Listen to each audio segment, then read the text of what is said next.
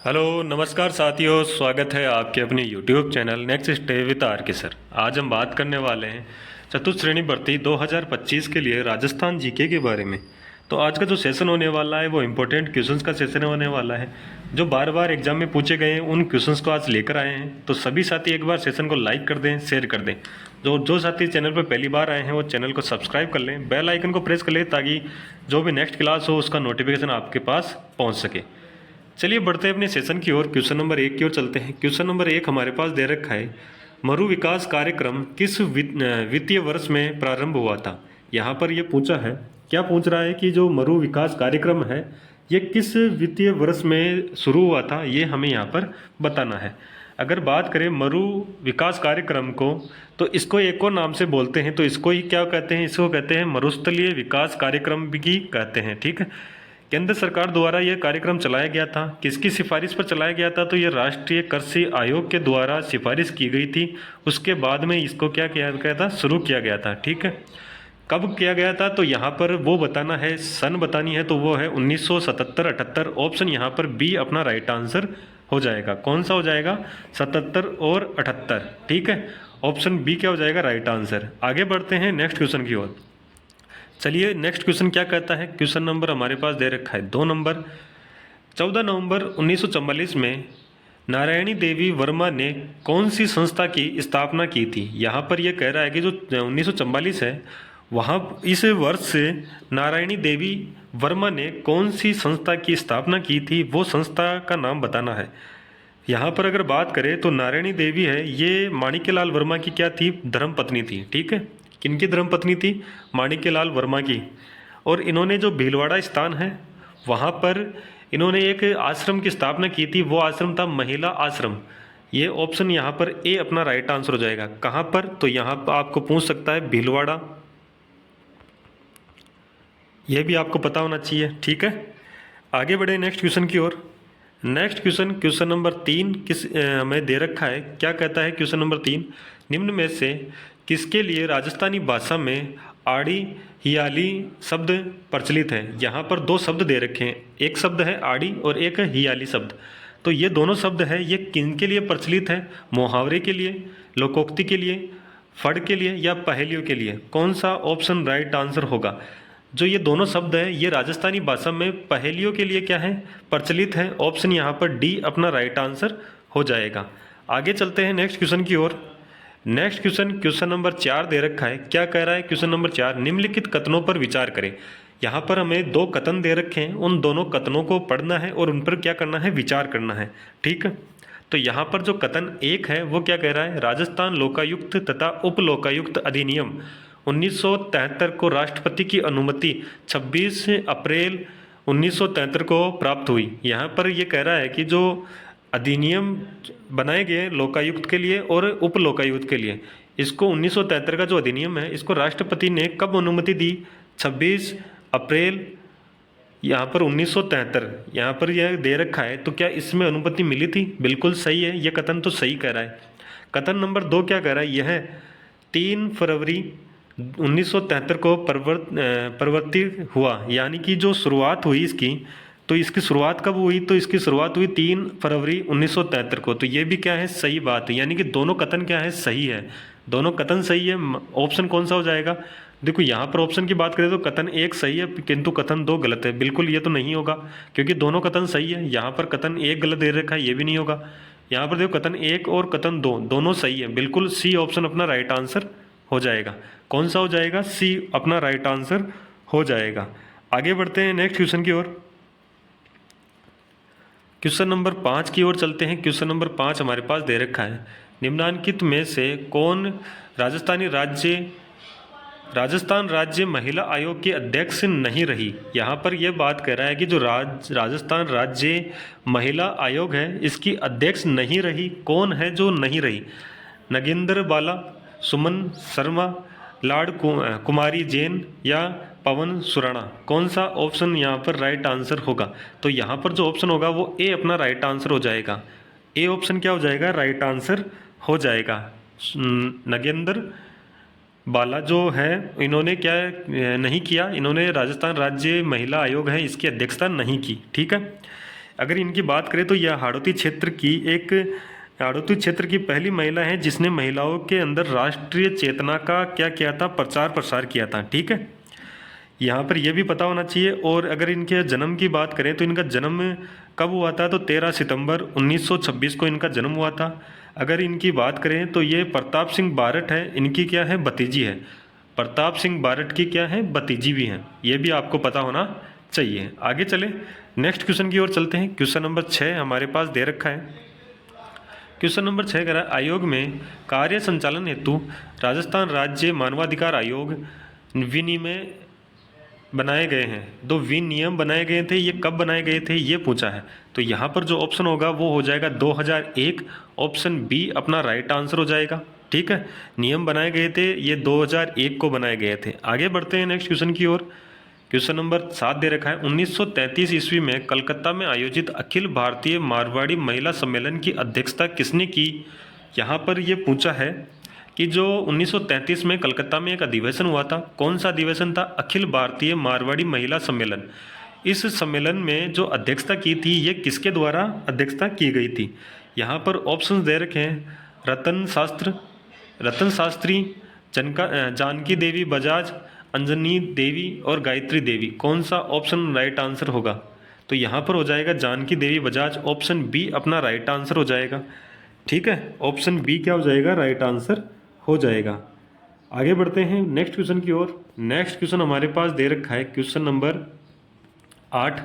Question number 8 कह रहा है, 1907 ईस्वी में जयपुर में वर्धमान पाठशाला की स्थापना किसने की थी। यहाँ पर जो ऑप्शंस कौन सा राइट आंसर होगा, किसकी बात हो रही है, वर्धमान पाठशाला की बात हो रही है। तो वर्धमान पाठशाला कहाँ पर है, जयपुर में थी। ठीक है, कब स्थापित की गई थी, तो 1907 में स्थापित की गई थी। और इसकी स्थापना किसने की थी, तो इसकी स्थापना की थी अर्जुन लाल सेठी ने। ऑप्शन यहाँ पर हो जाएगा बी अपना राइट आंसर। किसके द्वारा की गई थी, अर्जुन लाल सेठी के द्वारा की गई थी। आगे बढ़ते हैं नेक्स्ट क्वेश्चन की ओर। अगर बात करें तो ये इनका जन्म है अर्जुन लाल सेठी का, तो कहाँ पर हुआ था, तो जयपुर में इनका क्या हुआ था, जन्म हुआ था। जन्म पूछ ले तो कहाँ पर, जयपुर। कहाँ पर, जयपुर। आगे बढ़ते हैं नेक्स्ट क्वेश्चन की ओर।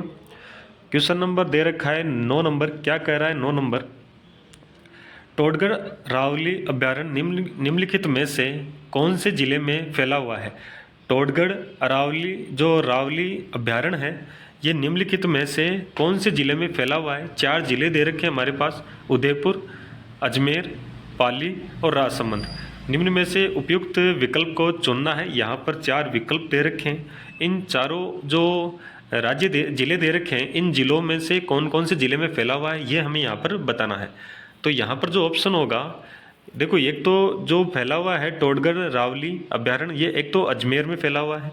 ठीक है, एक फैला हुआ है तो ये एक है पाली में फैला हुआ है और एक है राजसमंद में, यानी कि बी, सी और डी ये तीनों जगह फैला हुआ है। तो यहाँ पर जो ऑप्शन होगा वो हो जाएगा कौन सा, सी ऑप्शन अपना राइट आंसर हो जाएगा।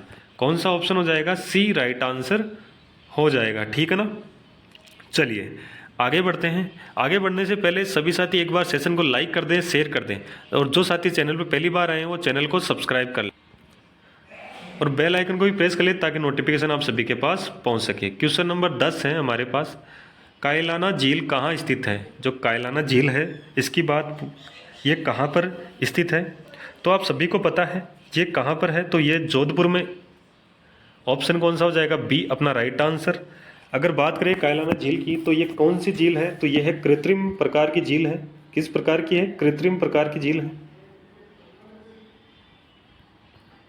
ठीक है, अगर इसकी बात करें तो ये कब बनाई गई थी, तो 1872 ईस्वी में। और यहाँ पर अगर बात करें तो किसके द्वारा निर्माण करवाया गया था, तो ये प्रताप सिंह के द्वारा क्या करवाया गया था, निर्माण करवाया गया था।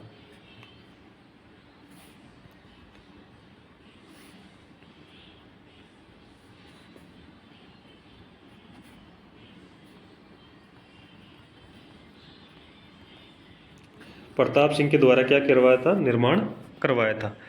आगे बढ़ते हैं नेक्स्ट क्वेश्चन की ओर।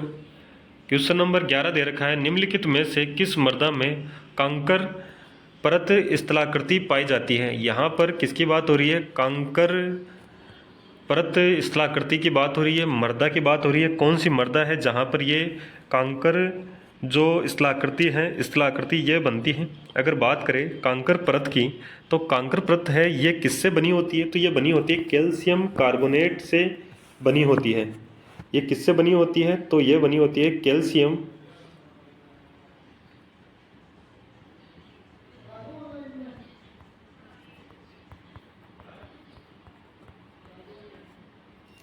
कैल्शियम कार्बोनेट से बनी होती है। ठीक है, यहाँ पर अगर बात करें तो कौन सी मृदा है? तो यहाँ पर शुष्क मृदा हो जाएगी। ऑप्शन यहाँ पर सी अपना राइट आंसर हो जाएगा।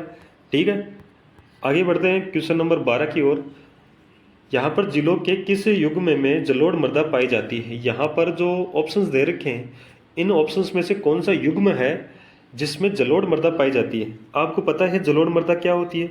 जलोढ़ मृदा होती है नदियों द्वारा जो मृदा लाई जाती है और उसके जमाव होता है, उसे मृदा सबसे उपजाऊ मृदा होती है, और वो मृदा क्या कहलाती है? जलोढ़ मृदा कहलाती है। ठीक है, नदियों द्वारा लाई गई जो मृदा है वो सबसे उपजाऊ मृदा होती है, और उस मृदा को ही क्या कहते हैं? हम जलोढ़ मृदा कहते हैं। ठीक है, यहाँ पर अगर बात करें तो जो ऑप्शन होगा वो होगा भरतपुर और धौलपुर। कौन सा ऑप्शन हो जाएगा? भरतपुर और धौलपुर हो जाएगा, यानी कि ए ऑप्शन अपना राइट आंसर हो जाएगा। ए ऑप्शन राइट आंसर हो जाएगा। चंबल व अन्य नदियों के कारण जलोढ़ मृदा पाई जाती है। कहाँ पर? धौलपुर और भरतपुर में जो जलोढ़ मृदा है ये किस कारण होती है? ये होती है चंबल नदी और अन्य उसकी नदियां हैं, इन कारण से। ठीक है, अगर यहाँ पर ऑप्शन दे रखा है जैसलमेर और नागौर, एक ऑप्शन दे रखा है बीकानेर और जोधपुर, तो यहाँ पर अगर बात करें तो यहाँ पर कौन सी मृदा है? रेगिस्तानी मृदा है। ठीक है, तो यहाँ पर जो रेगिस्तानी मृदा पाई जाती है, जो रेगिस्तानी मृदा है इसे रेतीली मृदा भी कहते हैं। ठीक है, आगे बढ़ते हैं नेक्स्ट क्वेश्चन की ओर। क्वेश्चन नंबर हमारे पास दे रखा है 13 नंबर। कॉलम 1 में जिला को कॉलम 2 में वन्य जीव अभ्यारण्य से मिलान कीजिए। अब आपको पता है कि जिला 1 में क्या दे रखा है?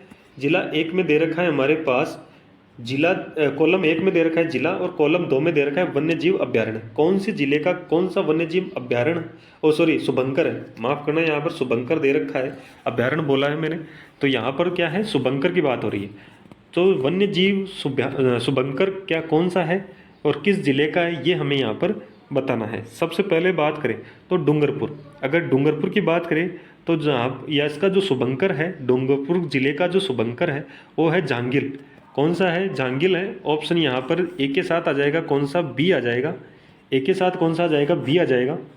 यहाँ पर 2 नंबर में बीकानेर दे रखा है। अगर बीकानेर की बात करें तो बीकानेर में कौन सा होगा? तो बीकानेर में जो शुभंकर होगा वो होगा बड़तीतर। कौन सा हो जाएगा? बड़तीतर, यानी कि 2 में क्या आएगा? 2 में आ जाएगा ए। 3 में टोंक दे रखा है। टोंक की बात करें तो टोंक में कौन सा शुभंकर होगा? तो यहाँ पर जो टोंक का शुभंकर होगा वो होगा हंस, यानी 3 के अंदर आ जाएगा डी, और 4 के अंदर बच गया सी, तो 4 के अंदर आ जाएगा, यानी अलवर में आ जाएगा सांबर। ठीक है, तो इस प्रकार से हमारा ऑप्शन होगा। ऑप्शन की बात करें तो ए के अंदर बी है, और ए के अंदर बी ए के ऑप्शन में दे रखा है, तो बी ऑप्शन अपना राइट आंसर हो जाएगा। ठीक है ना, चलिए आगे बढ़ते हैं नेक्स्ट क्वेश्चन की ओर। क्वेश्चन नंबर 14 दे रखा है, राजस्थान के एकीकरण में किस शासक को मत्स्य संघ का राज प्रमुख बनाया गया?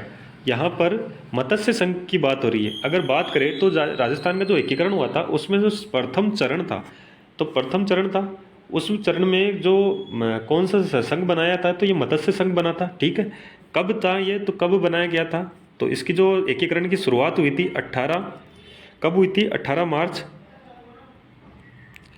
1948 की इसकी शुरुआत हुई थी। ठीक है, अगर बात करें तो इसके जो राज प्रमुख थे, तो इसके राज प्रमुख कौन थे? तो धौलपुर के उदयभान सिंह। कौन थे? धौलपुर के उदयभान सिंह। ऑप्शन यहाँ पर बी अपना राइट आंसर हो जाएगा।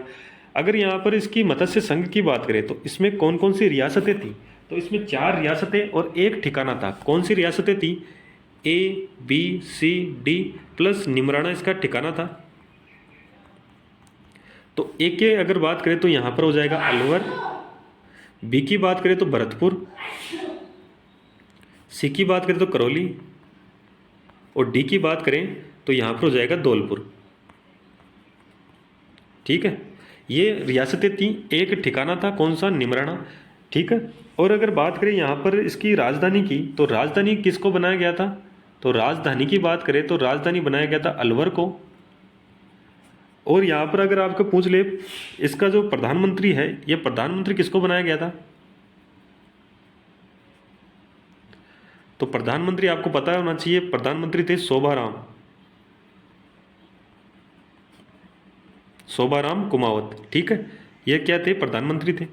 अगर आपसे पूछ ले कि इसका जो मत्स्य संघ का उद्घाटनकर्ता कौन था, अगर उद्घाटनकर्ता की बात करें तो उद्घाटनकर्ता थे वो कौन थे? NV गौड़गिल। NV गौड़गिल कौन थे?